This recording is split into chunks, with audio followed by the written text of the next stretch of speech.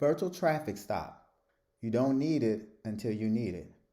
How to use third parties in virtual traffic stop.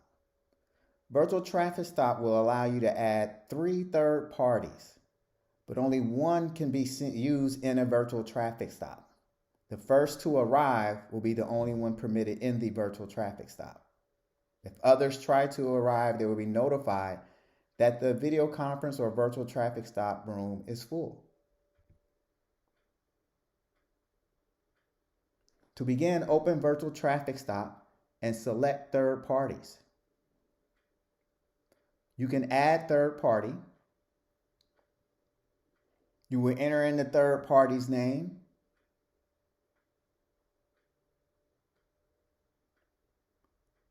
Enter their mobile phone number and select their relationship with you.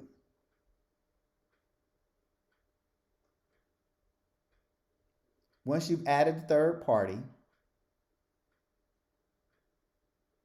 you can add 2 more. And if you're pulled over, you will start a traffic stop, select your vehicle, and wait for an officer to join the virtual traffic stop.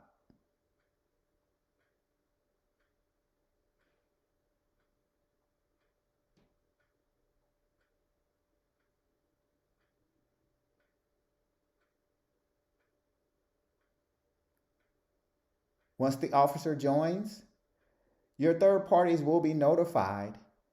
The virtual traffic stop will begin and it will be recorded.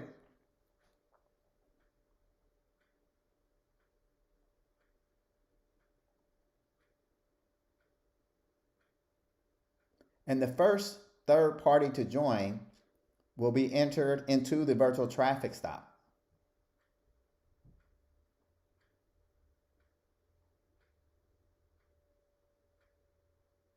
If others attempt to join now, they will be denied.